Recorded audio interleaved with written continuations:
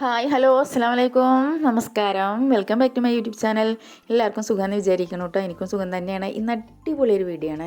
അപ്പം നമ്മളിന്ന് രാവിലെ തന്നെ പുറത്തേക്ക് നോക്കിയപ്പോൾ കാട്ടുചേനത്തണ്ടുകളിങ്ങനെ വിരിഞ്ഞ് നിൽക്കുന്നുണ്ട്. അപ്പോൾ ഒരുപാടങ്ങ് മൂപ്പൊന്നും ആയിട്ടില്ല, എങ്കിലും അതൊക്കെ ഒന്ന് എടുത്ത് കൊണ്ടുവന്നിട്ടുണ്ട്. നല്ല ടേസ്റ്റുമാണ്, നല്ല ഹെൽത്തിയും കൂടിയാണ്. ഈ സമയത്താണ് നമ്മൾ ഈ കാട്ടുചേനത്തണ്ട് എടുത്ത് കഴിക്കേണ്ടത്.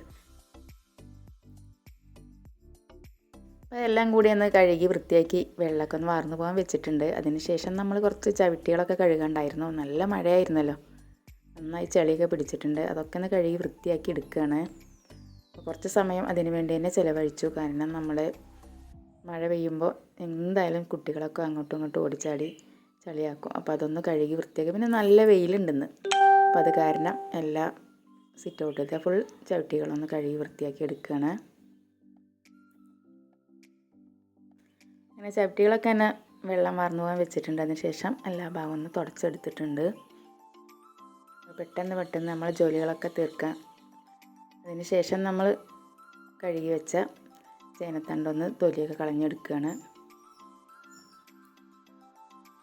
കവറൊക്കെ കയ്യിൽ കെട്ടിയതിന് ശേഷമാണ് നമ്മൾ തൊലിയൊക്കെ കളയുന്നത്. കയ്യിലായാൽ നല്ല ചൊറി ഉണ്ടാവും.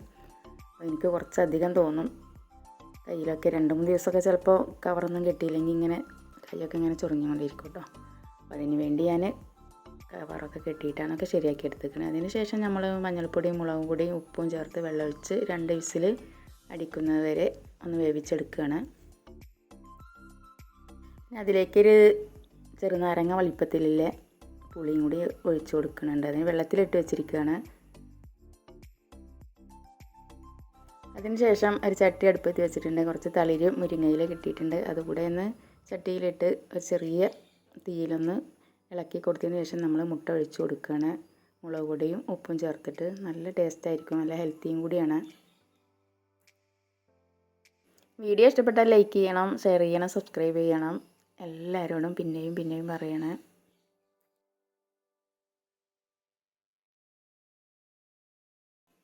നമ്മളെ കറിയൊക്കെ ശരിയായിട്ടുണ്ട്. അതിലേക്ക് തേങ്ങയും ചെറിയ ജീരകവും ചെറിയ ഉള്ളിയും കൂടി അരച്ചൊഴിച്ചിട്ടുണ്ട്. അതിന് ശേഷം നമ്മളൊന്ന് വറവിട്ട് കൊടുക്കുകയാണ്.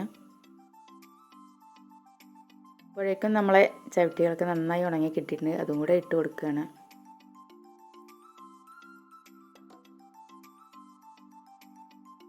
വീഡിയോ ഇഷ്ടപ്പെട്ടെന്ന് വിചാരിക്കുന്നു. പുതിയൊരു വീഡിയോ കാണുമ്പോൾ എല്ലാവർക്കും എൻ്റെ ഹൃദയം നിറഞ്ഞ നമസ്കാരം.